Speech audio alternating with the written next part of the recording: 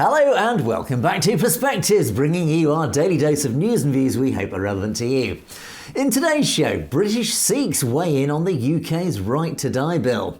It's a big day for Sikh politics in the Punjab as the Akal Takht convenes to finally turn its sights on the Badal family. Modi is once again in the spotlight as he's blamed for holding back India's commercial growth, whilst in the meantime, Donald Trump threatens 100% tariffs against India for its alignment with Russia and China.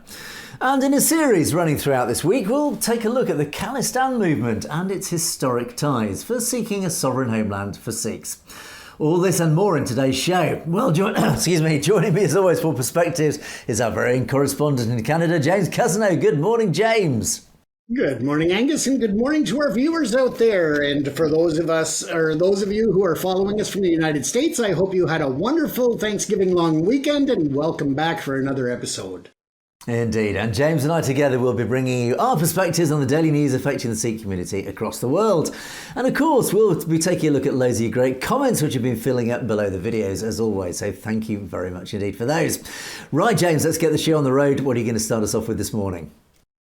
Angus, the world is a funny place, and we are in the middle of a lot of turbulence, but something that people are looking at, of course, is the Sikh sovereign nation issue of Khalistan. With that said, a lot of people are misinformed and they believe that this is a movement that started back in the 1980s or even more recently. But the truth is that this goes back hundreds of years, and this week I'm going to do a series that looks at the history of Sikh sovereignty and the struggle to regain that. As well as taking a look at, as we speak a lot about sovereignty and foreign policy when it comes to India's role in transnational repression and foreign interference, we're going to actually take a look and understand a bit more about foreign policy and how this is played into it for all nations for forever, essentially. So this way people can have more of an understanding about what it means to be a sovereign nation and why it is so essential for the Sikh community to gain the independence of the Khalistan nation. A lot of our viewers, of course, that come on board are not of Sikh history or background, and they like to learn, and they are here to learn as Angus and I do, and share that with you. So that's why I thought this would be a great opportunity to really educate people more on why the world as a whole of all backgrounds should be supporting the Sikh referendum and Khalistan. Whether or not people vote yes or no in terms of the referendum is up to them in a personal capacity. But again, I just thought it was a great opportunity to share that, Angus, with the viewers so that we can educate, as well as with education, of course, reduces racism because people fear what they don't know. And the more they know about the Sikh religion and background and history, then I believe that helps to go a long way. And that's a part of why we do this show. So without further ado, let's move on to Sikh sovereignty in the British Raj and understand a bit about the history of the struggle for independence. Now, the ignorance or misinformation being shown by the majority of historians has not emphasized the historical or cultural significance of Sikh history and injustice imposed against the Sikh people in not having long ago returned the Punjab region, the very least, to the Sikh people as their own sovereign nation. It had been that way prior to the British rule. The Sikh Empire under Maharaja Ranjit Singh was a powerful and independent state, and its subsequent annexation by the British Empire was a pivotal moment of world history. This next section here is a great segment, just a paragraph out of a book by the name of Sikh Struggle for Sovereignty, a historical perspective that was published in 2017. And I really recommend reading it. It's a great book that is full of great information and historical fact.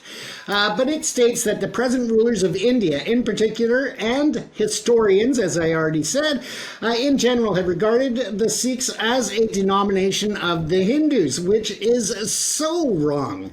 The British Empire transferred power to the unelected upper caste Hindus who had been subservient to the Afghans, Mughals, Sikhs, British, Portuguese, and others throughout history for more than a millennia. blessed by the 10th Master, Guru Gobind Singh Sahib, General Banda Singh Bahadur, established the first sovereign kingdom from 1708 to 1716. Between 1716 and 1799, there was an incredible turbulence. During this period, the Sikhs fought for survival from the Mughals and the rulers there trying to establish a sovereign country, but were finally able to rule under Maharaja Ranjit Singh from 1799 to 1849. The Sikhs were forced to surrender their sovereignty to the British Empire when the Punjab of Maharaja Ranjit Singh was annexed to the British Empire in 1849. Now we know that that remained in place for about 98 years, or just under 100 years, until the partition of 1947. A segment of the Sikhs who did not accept British Empire's annexation continued their struggle to regain sovereignty. In fact, the Mutiny of 1857 was only a violent protest against the use of beef tallow in the usage of cartridge grease by the Hindu soldiers serving in the Indo-British Army, and not an act for freedom, as others have tried to push that narrative. It is noteworthy that the Sikhs of Guru Nanak Sahib to Guru Gobind Singh Sahib have never been subservient to any political power. It must be stated that the Sikhs of Punjab have never signed, accepted, or endorsed the Constitution of India. So again, that is a huge piece of information that a lot of people are unaware of, but one that Angus and I talk about quite often. The points to consider that I wanted to bring up in this introduction to the series this week was just a bit about the history, a bit about the Sikh culture and their beliefs. So if you look at the Sikh Empire, it was established by Maharaja Ranjit Singh and was a formidable power in the early 19th century. It was characterized by religious tolerance and, of course, a strong military. With the Anglo-Sikh Wars, two Anglo-Sikh Wars took place, 1845 to 1846 and 1848 to 1849, which led to the eventual annexation of the Sikh Empire by the British India Company, East India Company, that is, sorry. In 1857, there was a rebellion. While the 1857 rebellion was a complex event with various motivations, it's undeniable that Sikh soldiers played a significant role, both supporting and opposing the British. Some Sikh regiments remained loyal to the British, while others joined the rebellion. And then we moved on to the post-colonial area, which was the partition of India in 1947 that Angus and I cover quite often. And that was further complicated, the Sikh identity and aspirations, because the creation of Punjab divided between India and Pakistan that led to significant displacement and violence. And that's something that we cover even today, that there is still a major struggle to regain the sovereignty and independence that the Sikh Empire gave to the Sikh people but lost. And that's why it is so essential that we as a world support the Sikh people and the Sikh movement to allow them the opportunity to have their own independent and sovereign homeland. The Sikh gurus from Guru Nanak Dev Ji to Guru Gobind Singh Ji played a pivotal role in shaping Sikh identity and political aspirations. Their teachings and actions have had a profound impact on the Sikh community, influencing their beliefs, values, social, and political outlook. And a lot of this is something that is shared through many religions of the world, but not to the level in which I do believe the Sikh culture brings it, because they really live the values and the principles on which it was built, and you can't say that for all religions. But if you look at monotheism, the Guru emphasized the belief in one God accessible to all regardless of caste, creed, or gender.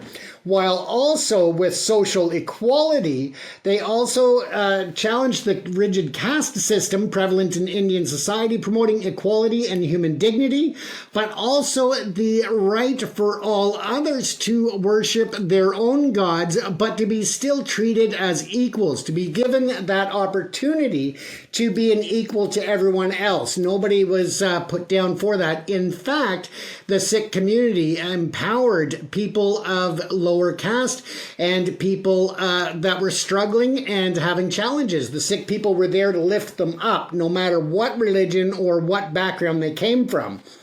And that is a part of the next point of ethical living. The Guru stressed the importance of leading a moral and ethical life characterized by honesty, compassion, and selfless service. And again, we see that even in today's Sikh community. They are the first ones on the ground in a lot of cases when there are international disasters, when there are, just so many ways that they stick out in terms of their compassion for others and their help with to help others to lift them up. When you look at the cultural identity, Punjab language and culture, the Gurus used Punjabi language and culture to connect with the masses and spread their message.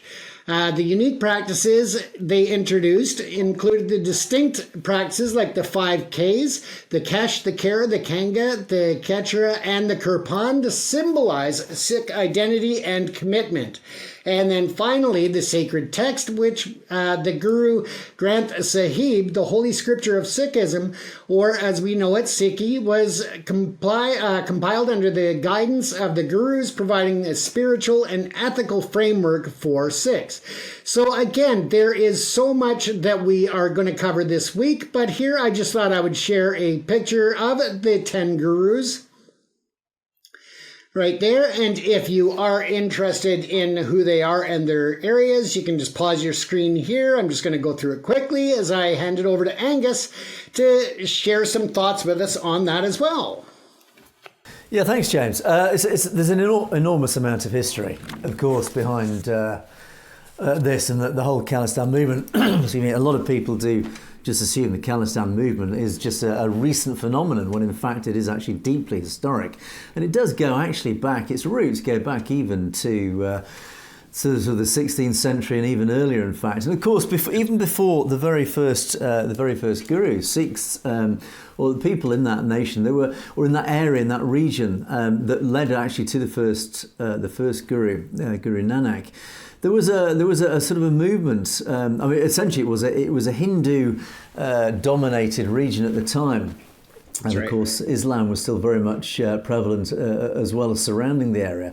But when the first guru arrived, Guru Nanak, he realised that he didn't quite align, should we say, with the Hindu philosophy, and he particularly rejected this whole caste system. And it was from that's one of the very earliest roots of the whole history of Sikhism, and of course what ultimately led to the idea of a sovereign nation, because this divergence from Hinduism started around that sort of time, of course, with the first guru, and ultimately up to the 10th guru, when the Guru Gobind Singh Ji, when he established the Khalsa. That really is when the true divergence really manifested itself, because over the 10 gurus, there was just an increasing divergence away in terms of identity, cultural identity, in terms of ethos, philosophy. And when many Hindus even now try to claim that Sikhs are Hindus, they are not in any way, shape or form. The whole basis of the Sikh religion, and it's all documented, if you care to look, for any Sikh critics, any Hindu critics who try to claim this, the evidence is there, and it's academically researched and it's academically supported that Sikhs are in no way, shape or form Hindus. So as a result, there is this divergence and therefore this separate cultural identity. And this separate cultural identity then forged away as the Khalsa was established. Of course, then prior to the British arriving in the subcontinent, all these missals, as they were known, these local sort of militias, these local communities almost, were established. And it was almost tribal at the time, but they still followed the same general philosophy.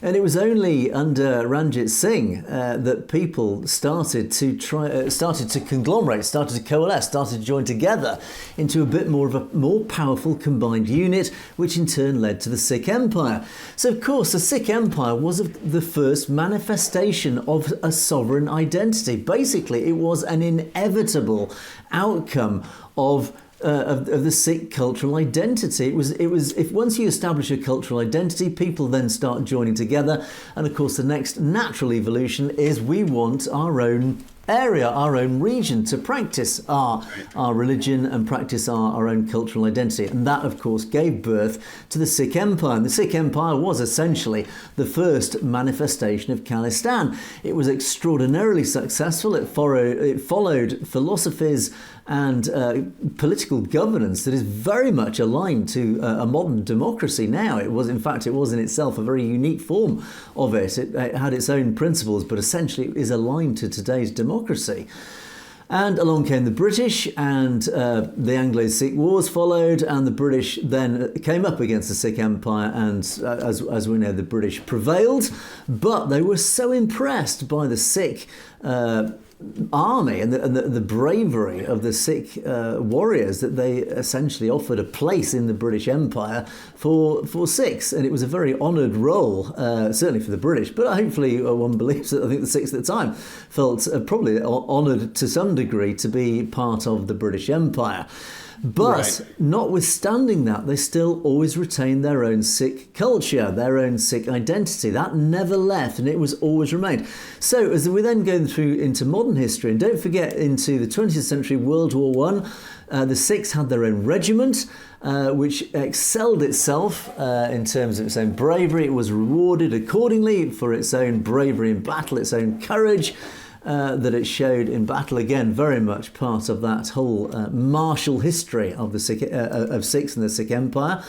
And then along comes 1947, and the British handed power of the subcontinent over to the Brahmins of India. And it was believed all the way up until that point that, again, the Sikh nation, the Sikh cultural identity, this whole Sikh part of society would then be granted their own homeland. It was almost an understanding, and I do refer you to many of the podcasts that I've done that gives a lot of meat around the bones of this story.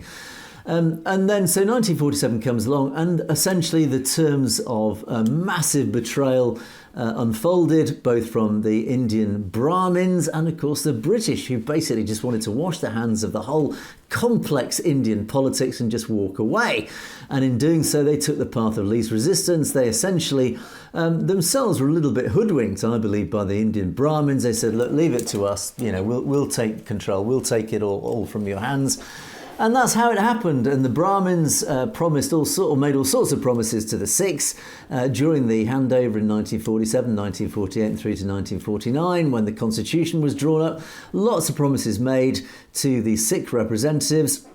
And it turns out it was all a mass betrayal, which is basically why we found ourselves in the situation that we are today, where we have a constitution that was quickly recognised by the Sikhs at the time in 1949 as a complete betrayal of the Sikhs, and they refused to sign it.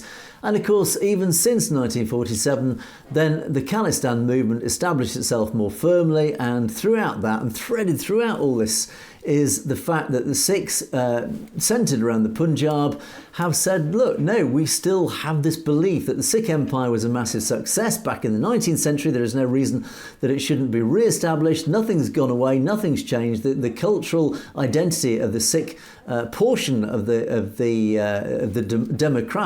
demographics in India hasn't changed. We are still here. We're still practicing. We still want our Sikh homeland as it has been promised almost ever since the original Sikh Empire, and it's been betrayed ever since. So James, I think it's a very quick potted history of Khalistan, but as you rightly say, this isn't a modern phenomenon. What happened in the 1980s and 1990s was just the relatively recent outburst from the Sikh the Sikh portion of the population saying, look, we've been fighting for this since 1850.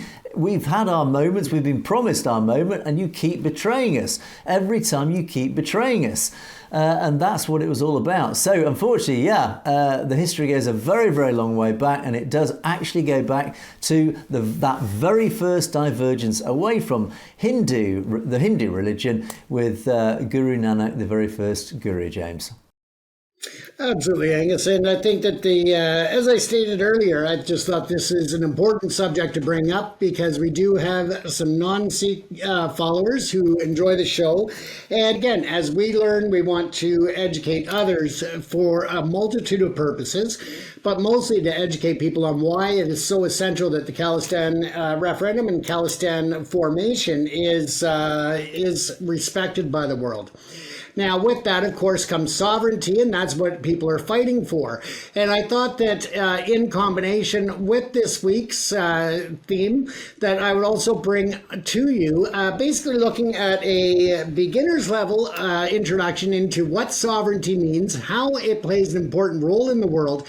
But also, if you watch this video that was put together by the Council on Foreign Relations, you'll actually see the similarities of the policies, the sovereignty, the agreements, and how India is breaching those by their treatment of the Sikh community, by the denial of the allowance of a Sikh or Khalistan referendum within the borders of India, and how they treat other minorities. So I thought that it was important to take a look at the basic understanding of sovereignty, what that means, and we're going to explore different topics around this, and also in terms of foreign policy and such. For centuries, the idea of sovereignty has shaped the world. It has important domestic and international implications. Within a country, sovereignty guarantees that governments have the ultimate authority over what's going on. This authority applies to everyone who lives within a country's borders, and also whoever happens to be there. Internationally, sovereignty indicates a certain equality between countries. No matter how big or rich a country might be, sovereignty requires it to respect other countries' borders and to avoid using military force to change them. This also means that if a small, impoverished country passes a law or elects a leader who is disliked by the government of a large, wealthy country, the latter does not have the right to interfere. Although it can react as it sees fit, for example with sanctions or criticism.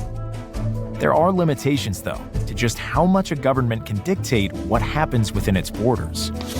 For example, gross violations of human rights, genocide, and ethnic cleansing have come to be recognized by the governments of the world as unacceptable. So when a country violates protections that guarantee the safety of its people, it risks forfeiting the rights that sovereignty grants, like that promise of non-interference. This is the understanding between countries that has shaped and ordered the modern world. Things weren't always organized this way. 400 years ago, wars raged between countries in Europe over religion, politics, and power. The world was made up of a handful of empires and small kingdoms. Religious and political authorities regularly fought bloody conflicts over territory and authority. Borders were not respected, and the world was often a free-for-all. The concept of sovereignty arose in the mid-17th century during a peace agreement, after one particularly destructive European conflict, the 30 Years' War. It was called the Peace of Westphalia, and it ushered in a world of countries that respected one another's independence. Today, there are almost 200 countries in the world. But outside of those, there are a number of groups, territories, and even governments that advocate or fight for becoming their own country. Not just anyone can claim sovereignty, though, and there can be disagreements as to what is considered a country and therefore eligible for this status. There are no clear rules or procedures for deciding who gets to form a sovereign country.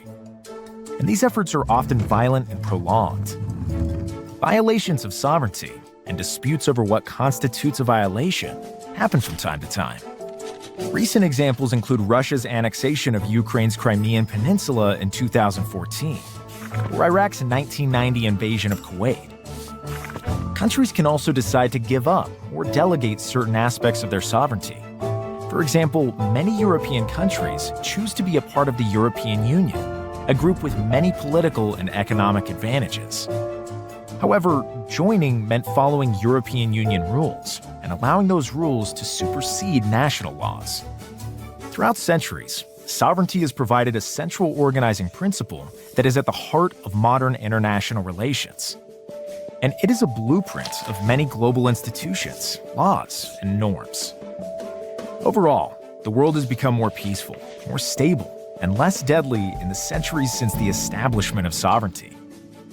But while the concept of sovereignty can be clearly interpreted, its application in the real world is not always so straightforward.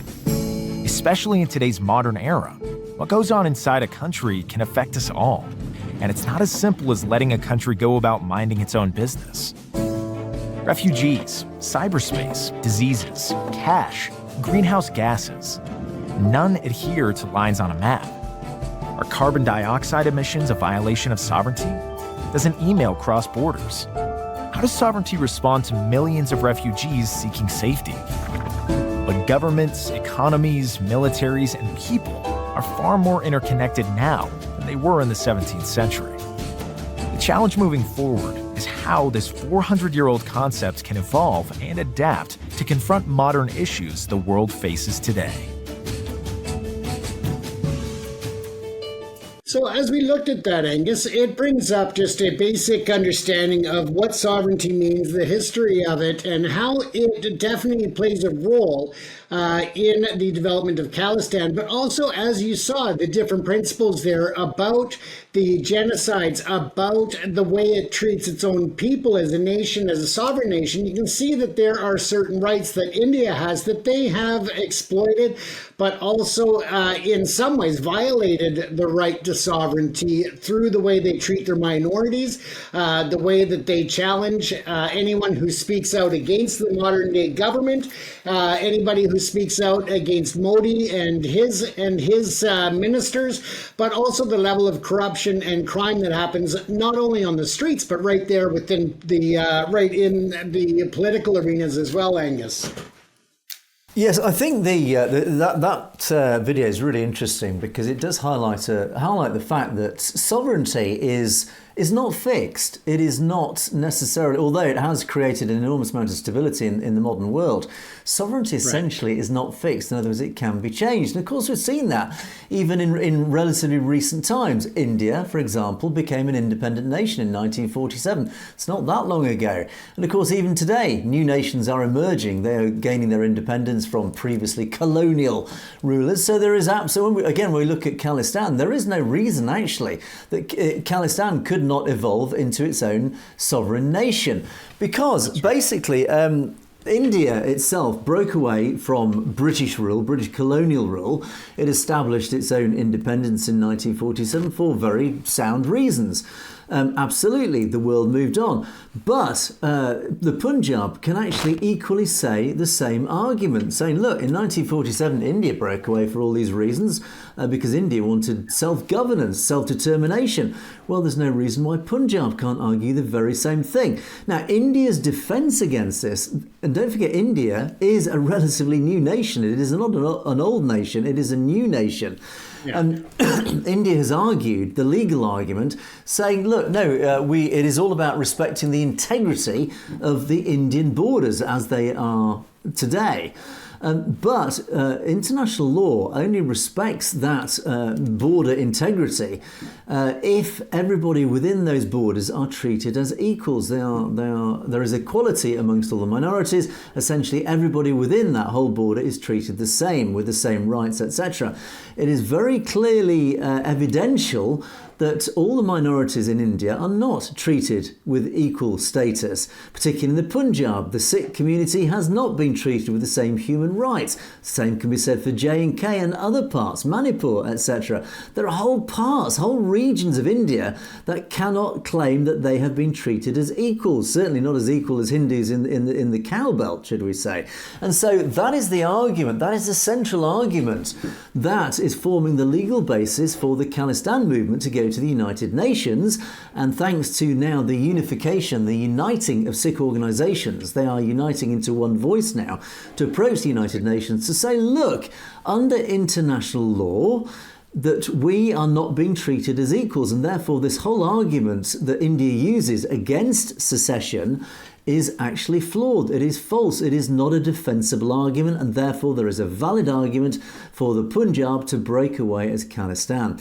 So, James, I think that really sets out very clearly but under international law, that sovereignty is not a fixed thing to be established forever as it is today. It is a constantly evolving process, and to retain sovereignty, you do need to follow the rule of law, you do need to follow the normal tenets of sovereignty, and it is very clear under what you've shown here is that India is not following those same legal principles, and therefore the Khalistan movement, certainly from this, has a very clear case for independence. Absolutely. And we could even go as far as to say that even the Hindus in India are not treated the same when you look at the caste system, that there are groups of those individuals who are discriminated against and treated as less than. And so that's an important fact as well, Angus. And until there is equality, how can you expect a proper democracy? And that's really what it comes down to, is giving Punjab their own democracy, their own rule, their sovereignty. And of course, we hope that people enjoy this series this week, and stay tuned for part 2 tomorrow. So share your thoughts and opinions by all means. And with that, I'm going to send it over to Angus to start with his stories tonight. Indeed. Thanks, James. A fascinating first part to that story. We look forward to discussing the other parts as the week unfolds. Okay, let's change the subject completely now. Well, not totally, but we'll stay with India. But I'm going to look at some of the bigger picture stories just affecting India at the moment. And I've got to thank Permjit Singh, one of our correspondents, for highlighting this article. This is an interesting article that appeared in the Financial Times just a week or so ago. In fact, no, just a few days ago, actually.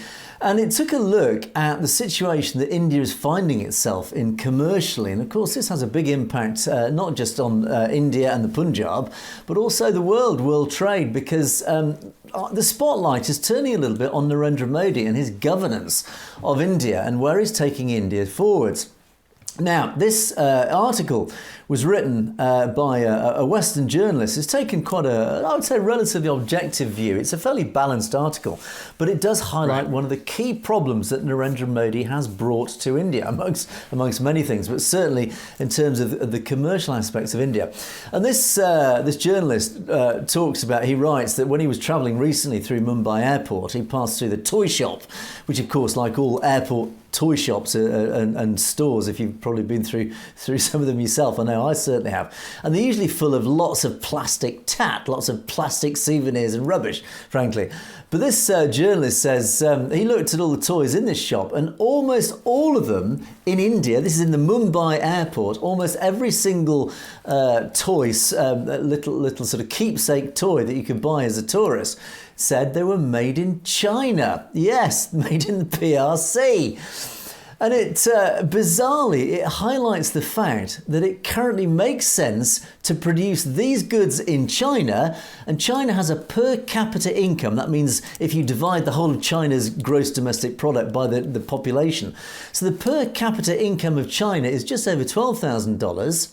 So it's cheaper to make it in China, pay all any tariffs to ship it to India, where in the average income in India, the per capita income in India is only 2,000 or just over 2,000.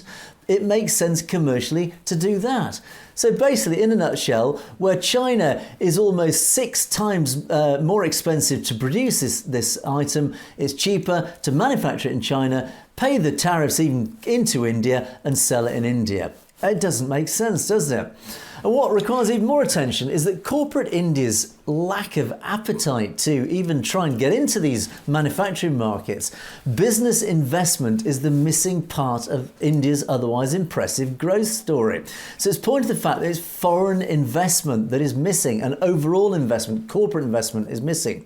While new capital formation is steady at about 1/3 of India's economy, driven by spending on housing and infrastructure, that's internal investment coming from the government, essentially from the taxpayer, reinvested back into infrastructure. Corporate fixed assets grew at just 5.5% over the past year, well below the rate of expansion for the economy as a whole. Now, in the wake of the global financial crisis, India suffered from what it calls a twin balance sheet problem.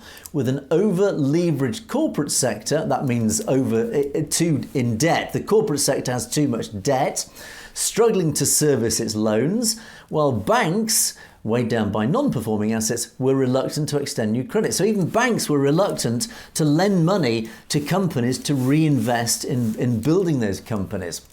The lack of adequate infrastructure, roads, ports, water, electricity, created painful obstacles to industrial development of all kinds. So again, it's the lack of government funding to build the infrastructure to allow its own industry to grow. So again, the government is getting in the way of private industry growing. So, equity markets remain strong. Yeah, of course they are. Credit available, an enormous tailwind from India's youthful demographics. There are no obvious constraints. That's an important point here. India's demographics has a huge weighting to the youth. It has a huge young population in India who are eager to grow the country. There are millions, hundreds of millions of young entrepreneurs trying to grow, yet they are finding barriers to grow, to build their own companies. Now, one potential reason for the lack of investment appetite in manufacturing is the extraordinary scale and competitiveness of China. But the recent success of export-led growth in Vietnam and Bangladesh shows China cannot be the whole story, of course, but we're seeing an enormous growth in Vietnam and neighbouring Bangladesh. From the perspective of a small industrialist in India, who might, for example, invest in a toy factory, it's not so hard to understand. They face many hurdles. The government, this starts to get important here. Here is the clues. The government seems to favour large companies and advanced industries. It has offered tens of billions of dollars in so-called production-linked incentives to foster industries such as electronics and semiconductors, but these sectors are too far high up the value chain for India to succeed easily. It will create not that many jobs. Don't forget, these are high-tech industries. The average Indian in the street, when he wants to start a business, he can't get into industries like this. You need billions of dollars of investment to build those sorts of businesses. It's the young, little small entrepreneur trying to build small companies, small manufacturing, the little toy manufacturers, etc. They're the ones that need the investment, not these amazingly multi-billion dollar high-tech industries where the real money's going, the big corporate spenders. Again, James, we're linking back to the billionaires here.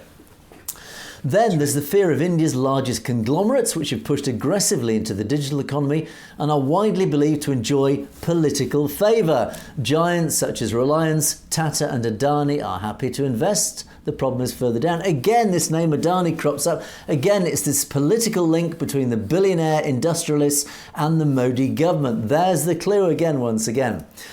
Some business people complain the 2016 revision of the bankruptcy code is harsh. In many parts of India, it's still costly to start or exit from a business due to labour and other laws. The ability to grow large without attracting a huge rival into the market and to limit downside when a business fails are both essential to entrepreneurs. Again, the barriers to entry are high. It's very hard if you're a young Indian to build a small business. The barriers are there to stop you entering the market. If a small industrialist wants to export, the hurdles are even higher. Most trade today is part of a global value chain, but from 2018, the Modi government began to raise tariffs. Again, India became deliberately, under Modi, isolationist. It's trying to grow its own industry, but ironically, it's only growing its own high-tech, its big industrial conglomerates. It's not encouraging the small Indian entrepreneur. Why? Again, this is all about, it's the wealth divide. If you're a billionaire in India with political connections, you'll do extraordinarily well because Modi will hand you the contracts to grow that internal Indian economy. But stupidly, and lack of foresight, he's not encouraging the small Indian to grow. Why? Because his big industry mates don't want the competition.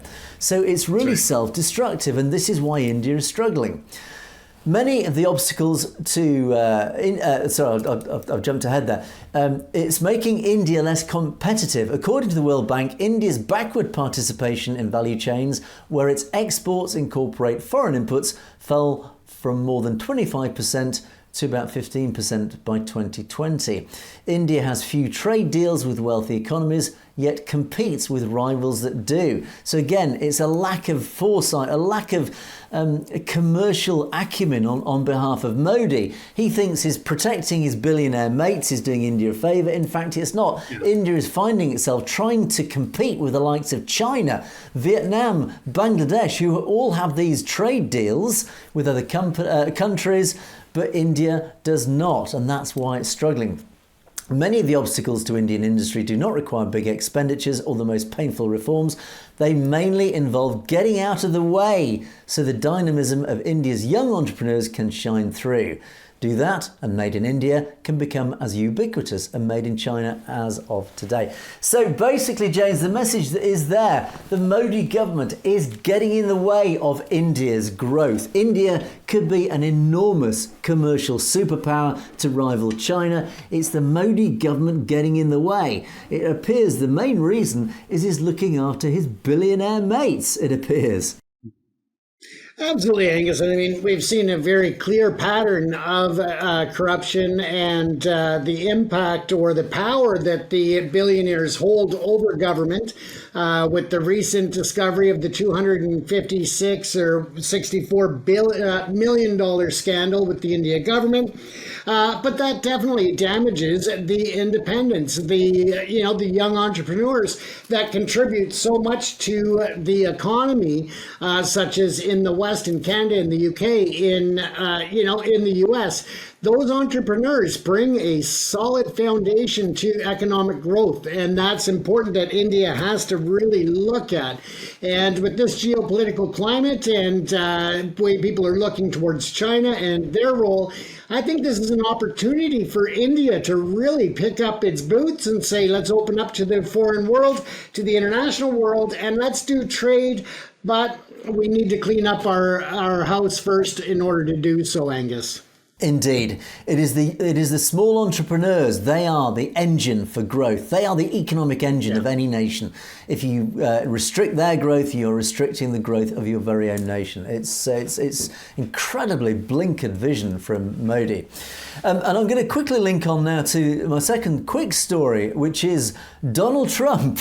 This is, again, highlighting Modi's I would say, lack of vision in terms of taking India forward and his alignment with the BRICS economies. Well, Donald Trump has just threatened to impose a 100% tariff on the BRICS group nations if they undercut the US dollar. He said, "We require a commitment that they will neither create a new BRICS currency nor back any other currency to replace the mighty US dollar, or they will face 100% tariffs."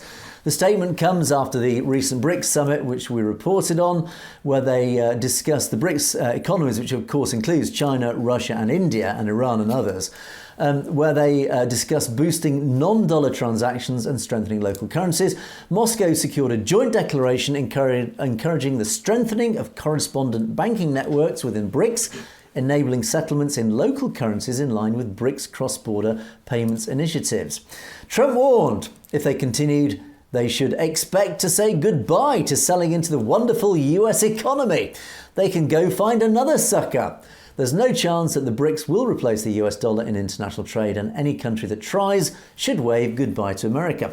So this is fascinating because it basically is saying this is America, and ironically it's actually America's dominance and almost their own isolationism. It's their own protectionism, should I say, of the US dollar. But they've got the commercial strength and the global dominance to do this. They're basically saying to India and all the BRICS nations, but this really directly affects India, look, if you want to align with non-democratic countries like China and Russia, then pay the price. You will not be able to afford to export into one of the world's largest economies, that is the US. It's a very, very clear message from Donald Trump, and this is once again is Donald Trump in absolute full Trumpian form, where he's basically shouting from the rooftops, you align with me, if you want to do business with me, you've got to do it my way or it's the highway. Now, all well and good, and in fact I think in reality common sense will probably prevail, because actually tariffs only generally speaking lead to depressions, as we discovered in the 1930s, but this is a very, very large nuclear broadside, commercially speaking, across India's bows, saying, look, you align with Russia, you will never be able to export to the United States, and we will make it very hard for you to export to any other country. So I think the message is very clear, James, to India. You've got to come alongside. You've got to become more of a democratic nation and align with the world's democracies, or you're going to pay that very, very heavy price.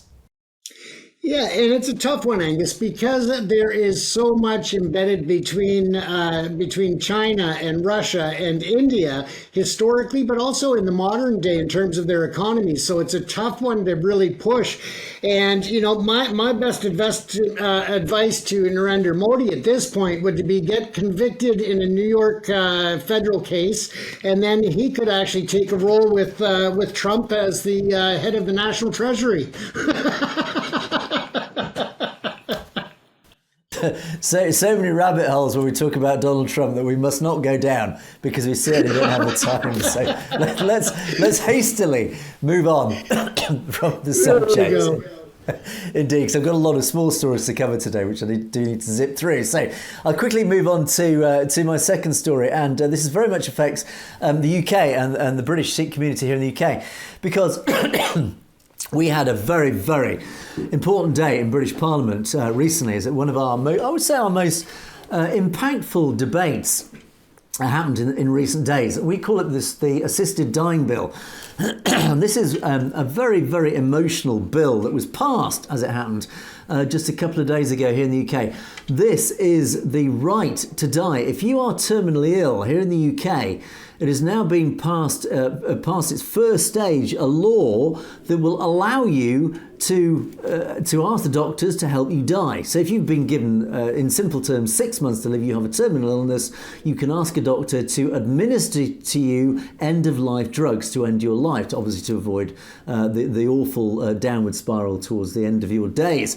And it has just passed its first obstacle in law here in the UK, and the British Sikh community, combined with other religious communities, particularly the Islamic communities and others, who actually opposed this bill. They said, no, we do not stand in support of this. It's interestingly, it was in Parliament. It was not divided down party lines. It was deliberately what's called the whip was withdrawn on this one. In other words, every member of Parliament was free to vote in amongst according to their own principles or their own constituents' principles. It was not divided down party lines. Likewise, religions waded in on this, as did the British Sikhs. They opposed this bill as a united. And again, I'm very interested to know our audience's feelings about this. It is an extraordinarily emotive subject. I personally totally support this bill. Opponents say it is a slippery slope. It means that there will be those who are vulnerable in society who could be pressured into asking to die by maybe malicious relatives, for example. Defenders of the bill saying there will be lots of safeguards in place to say, no, this will not happen. Certainly, to start with, it will only be for those who have been essentially guaranteed they have got a terminal illness. They will be dead within 6 months. It is to ease their pain and avoid, obviously, the pain of the final 6 months.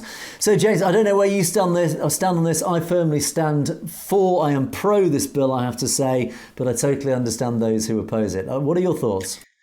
Absolutely. I understand those that oppose it. But again, I'm on the same thought process as you, Angus. I'm sure that we've all seen people who have been at end of life and suffering, and we wouldn't want that prolonged against their wishes.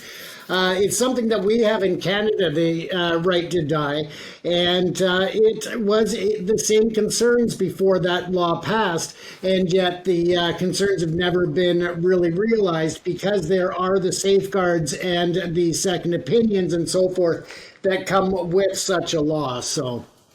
Yeah, I think for anybody who's unfortunately enough to seen somebody go through the process of a terminal illness, it's a no-brainer. Yeah. I mean, you are very quickly converted to supporting the bill. So I'm interested in our audience, your thoughts on that. Again, a very emotive subject. You're either pro it or for it. It's a very polarising argument. Let us know your thoughts on that one. So.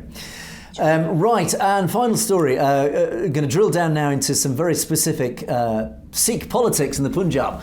And today is a very big day in the Punjab for Sikh politics because the Akal Takht is convening a meeting. The Jathedar, Jani Ragbir Singh, has convened a meeting of the Akal Takht of the Panj Singh Sahiban, that's the highest Sikh presidium today, to decide the fate of Sukhbir Badal, who's been controlling the Shiromani Akali Dal, the SAD Badal, and of course the largest Sikh body, the SGPC. who of course have been accused of being essentially infiltrated and controlled by the deep Indian state, or the Indian deep state, should I say. So the Jathedar declared Badal Tankaya, that means guilty of religious misconduct, at the end of August for the sins committed by him and his father Parkash Badal, and indeed his entire family. The Akal Takht Sahib is expected to pronounce Tankar, that's punishment, as per Sikh tenets. So the sins committed by the Badals, well, what are they? There is a very long list of sins that they have been accused of, the whole family. They include ordering police to fire on Sikh protesters at Kapura and Bebal Kalan, during which 2 Sikhs were killed and several injured, appointing a notorious IPS officer, Sumed Saini, who killed 6 in fake encounters, as the Punjab DGP, besides giving Farzana Alam, the wife of another killer police officer, Izzat Alam, the party ticket in the 2012 Assembly elections, etc. The list goes on. Now, the entire Sikh nation wants Sukhbir to be removed from the presidency of the party. That will be the first step to revive the historic Sikh political party that is breathing its last thanks to the deeds of the Badals. This party, which once represented the Sikhs across the Indian subcontinent, is facing an existential crisis today and has faced historical debacles in the Assembly and parliamentary elections since 2017. Sikh scholars are considering these moments as historic and a rare chance for the Jathedars to restore the lost glory to the supreme seat that's been challenging the authority of the Indian state. Their decision will shape the future of Sikh politics in the Punjab.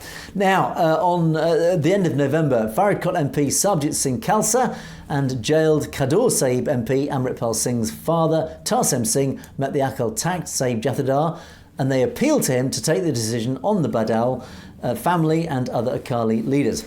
So, James and I do not profess to be experts in Punjab politics. It is deeply complex, and I'm sure many of our audience members probably have a much deeper understanding of what's going on there in the Punjab. But what is very clear, and what we have reported on many occasions, is that the Indian RSS, the Brahmins, have had a deliberate policy for many, many years to infiltrate the politics of the Punjab, to infiltrate the Sikh organisations, whether it's the SGPC or other organisations, to put their own people, their own placemen into these organisations, to deliberately destabilise and fragment Sikh politics, to turn Sikhs against one another.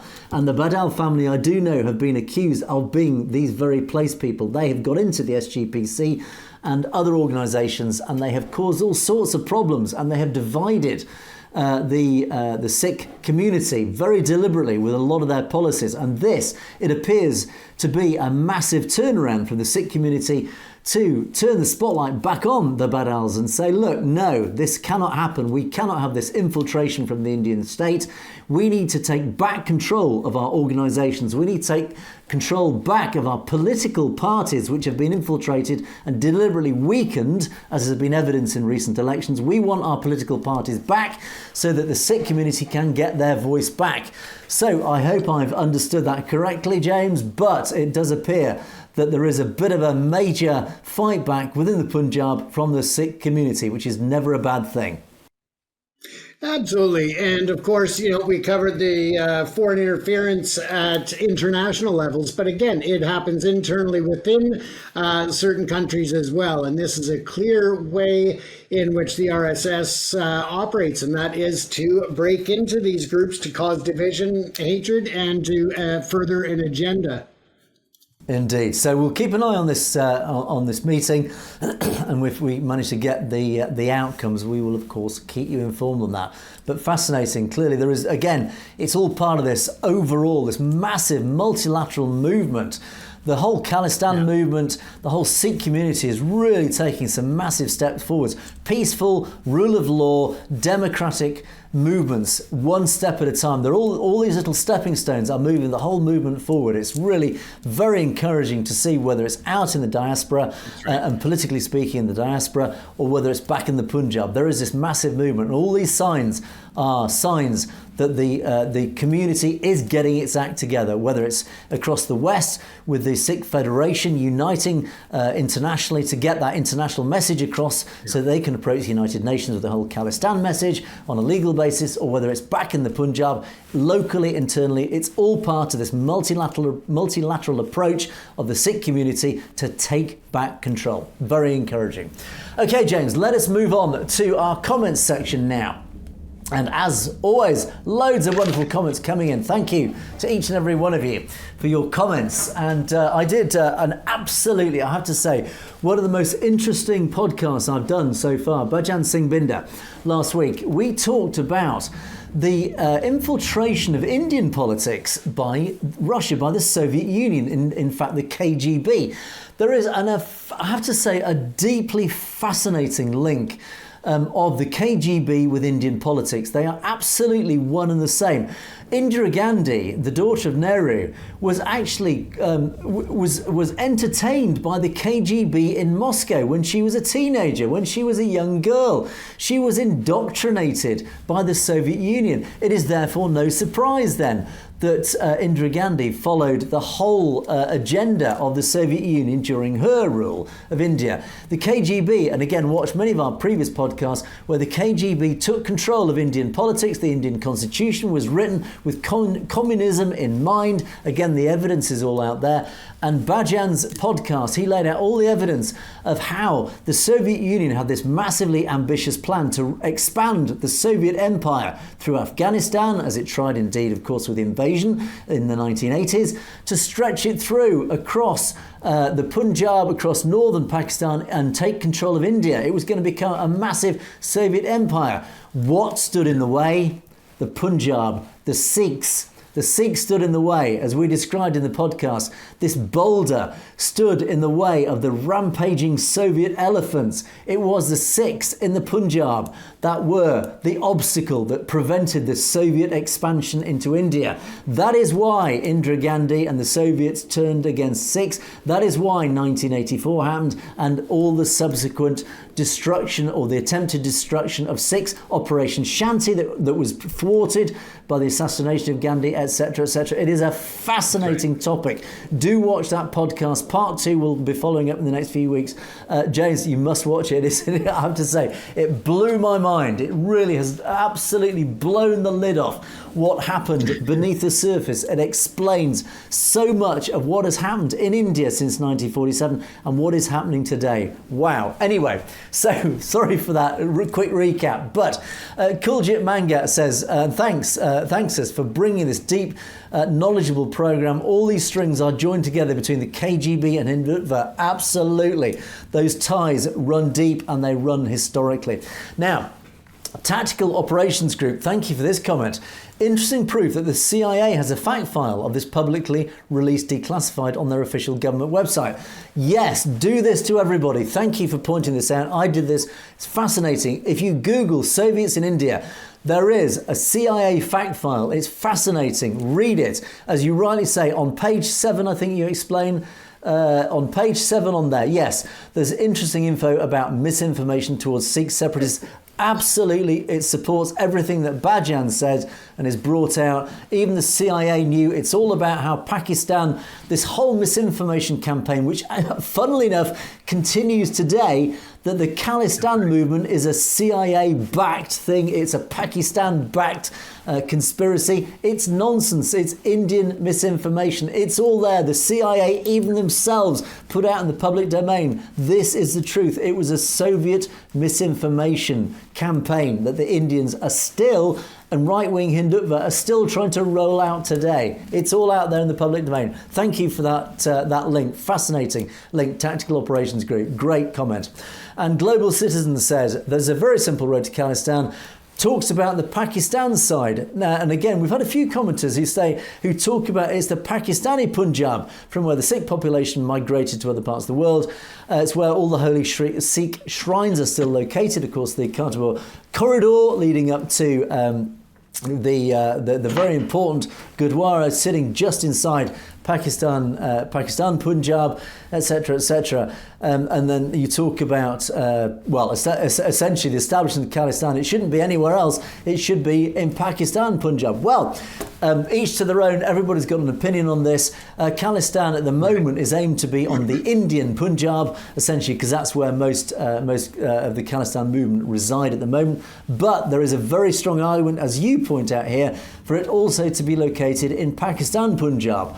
I think that is going to be a little bit harder to establish, but maybe that is the second stepping stone to the growth, the expansion of Khalistan. Personally, I think it should include Pakistan, Punjab as well. I think it should try and revert back to the original outline of the very first Sikh empire as much as possible. Who knows? History will show, and I would say the future will show, and I think it will be part of a massive negotiation. But James, it's the history of this region is fascinating. It's deeply complex, but it's very clear the Soviet Union had a very, very massive hand in this. It's fascinating. It really is.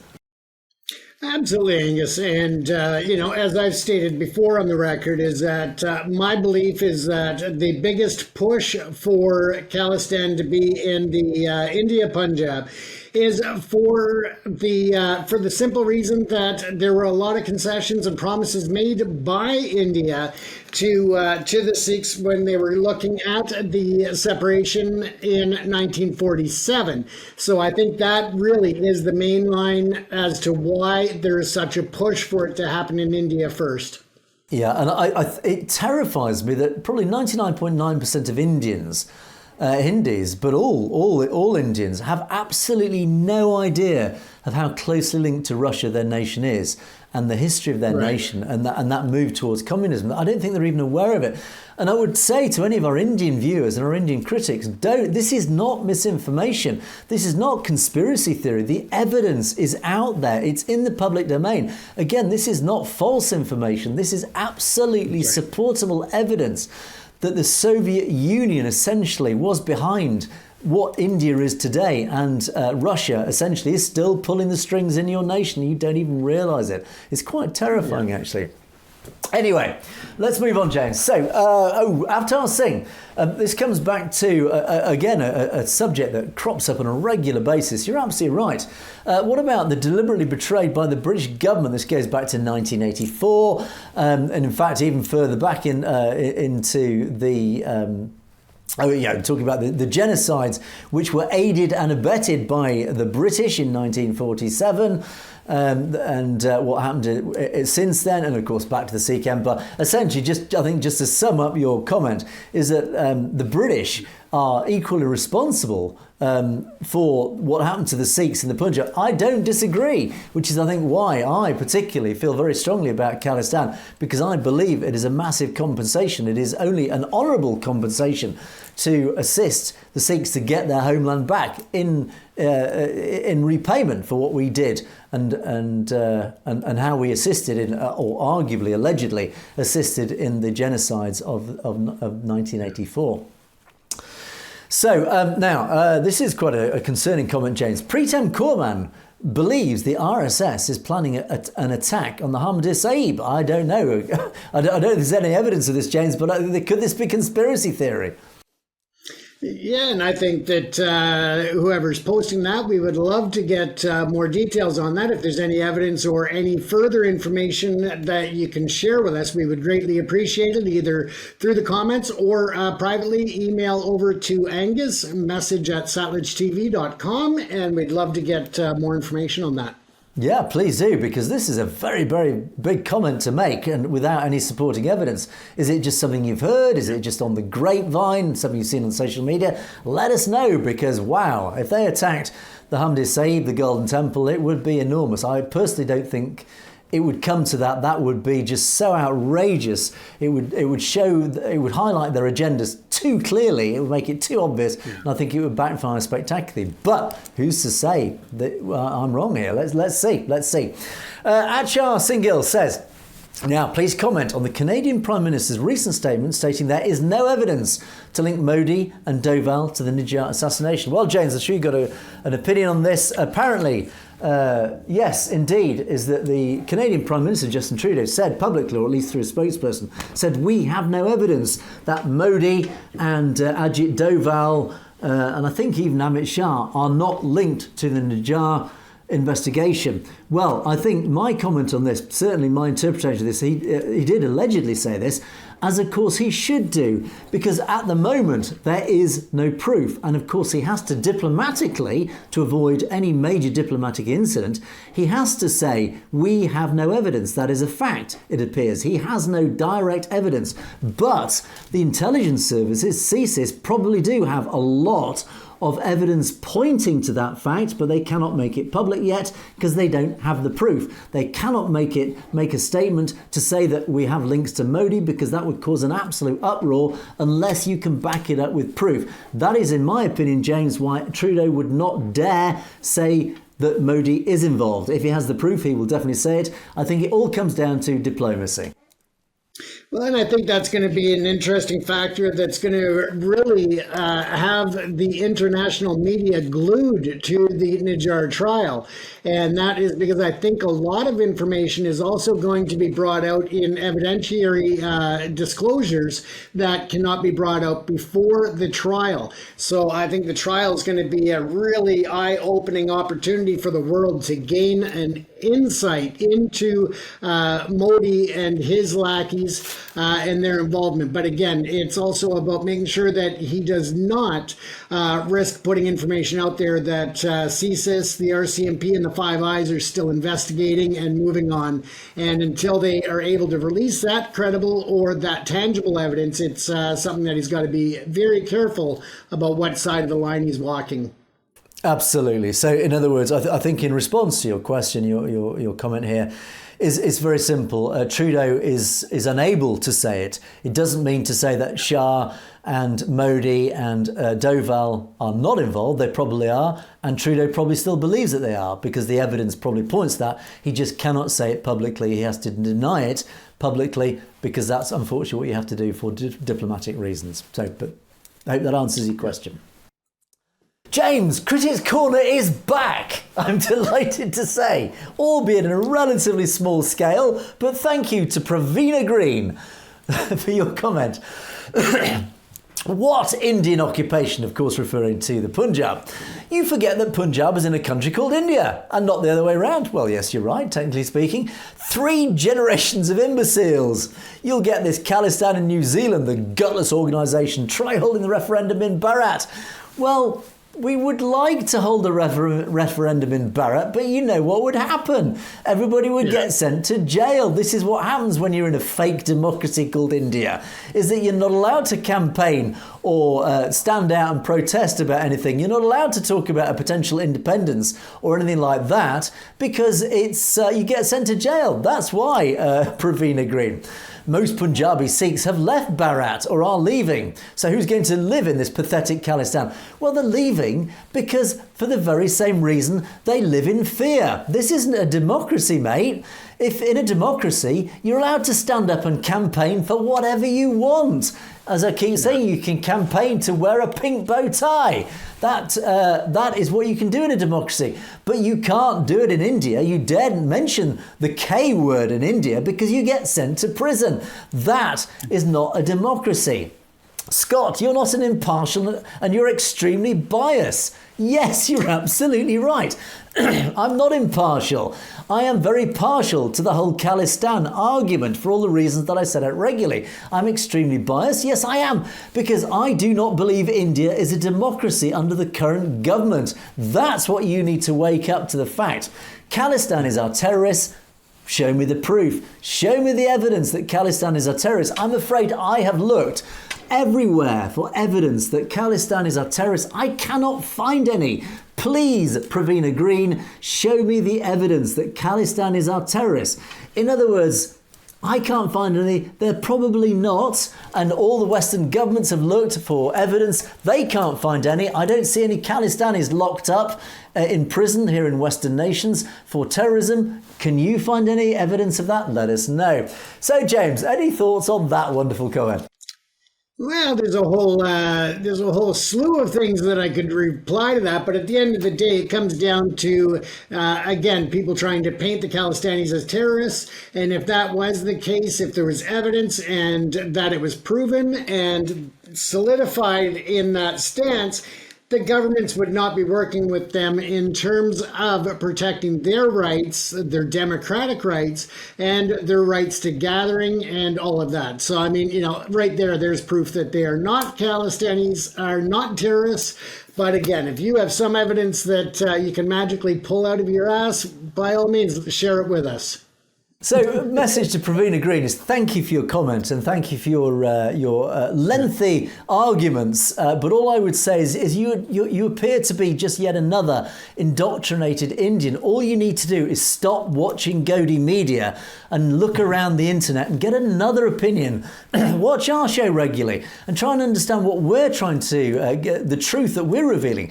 Don't just watch us. Look at all the other outlets that are banned in India and ask yourself, why are they banned in India? There's a very good reason, and you don't seem to understand that reason. So, anyway, Abby Dev. Now I like this comment. India is #unstoppable.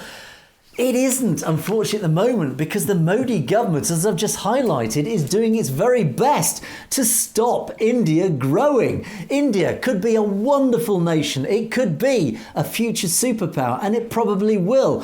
It is being held back by the Modi government. Unfortunately, James, as we've said, it is at the moment, India is very stoppable. Donald Trump is doing his absolute best at the moment to try and stop it. But India's biggest enemy is its own government. And that, unfortunately, is what's holding it back, Abidev. James, your thoughts? Yeah, and let's not forget that something that we reiterate all the time, Angus, is that we love the India people. We love the culture. We love the country. What we don't like are the politics, the human rights atrocities, and the Brahmin rule and the RSS, and the misinformation that they perpetrate and the crimes they perpetrate against the minorities, including the Sikhs and others, Angus. So I think that's important to think. But no, the India people are not unstoppable, but they definitely could be if they can guide their country in the right direction. Exactly that. India has enormous potential and so much good to give to the world.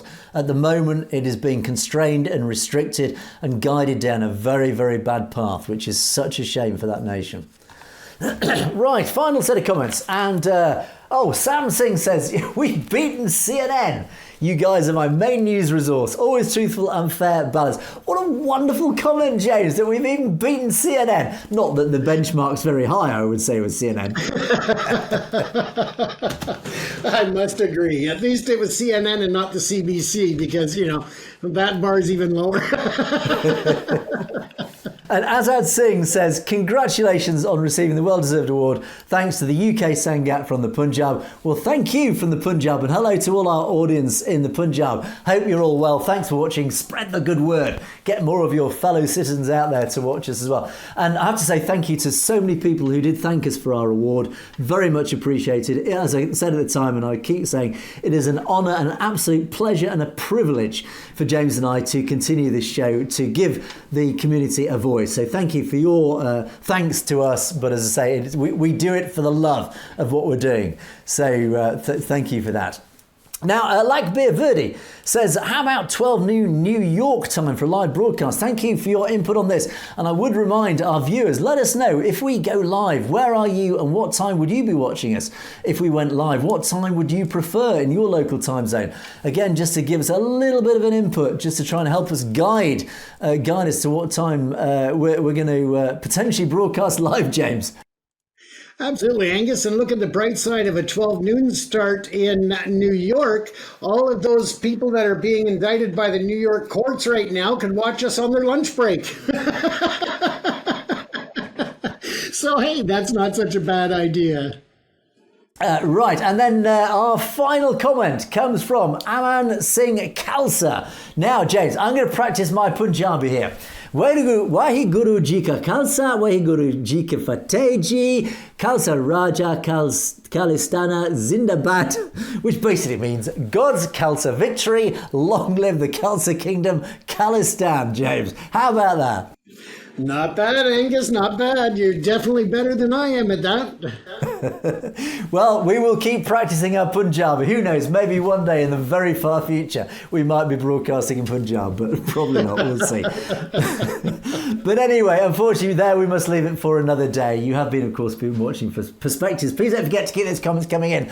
Always giving us loads of really interesting information to check out, so don't stop the comments. And don't, of course, forget those critical comments. They're always quite fun on Critics Corner to have a good debate on. Don't forget you can, of course, message us directly at message@satlogetv.com if there's anything you'd like to bring to our attention that you don't want to put in the public domain. But in the meantime, thank you so much for watching Perspectives. It is a goodbye from me, and it is a goodbye from James. Stay safe, everyone. You have been watching Perspectives. We will see you next time.